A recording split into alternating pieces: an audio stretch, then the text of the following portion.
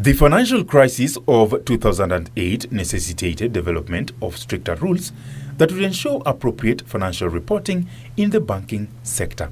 The new standard, commonly referred to as International Financial Reporting Standard or IFRS 9, addresses credit gaps not incorporated under the current regime known as the International Accounting Standards or IAS 39.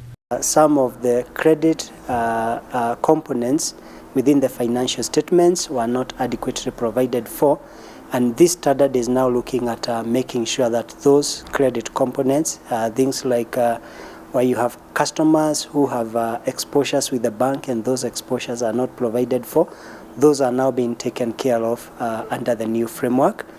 Auditing firm KPMG says the data-driven rule ensures banks reduce their credit risk exposure while accounting for financial instruments such as credit to customers using past, current, and future macroeconomic indicators, enabling them to make appropriate loan provisions.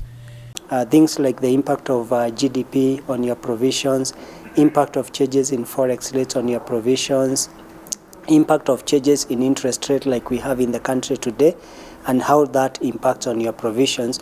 All that will need to be incorporated in your impairment model going forward, and then that will drive the numbers that will be reported by the banks.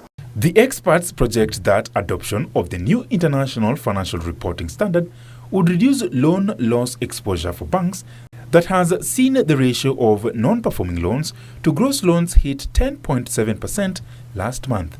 Obviously, banks will shy away from customers who borrow and don't provide securities to them, because at the end of the day, that increases the credit risk to the bank. But where the credit processes are not very good, and where you find that the monitoring process as well is not very strong, then you might find that the provisions may jump to even more than 100% of the current provisions. CBK guidelines require banks to set aside cash equivalent to 20% of loans whose installments have not been paid for 3 to 6 months, and 100% provisions for doubtful loans which have not been serviced for more than 6 months. Ronald Willie, Business Defined.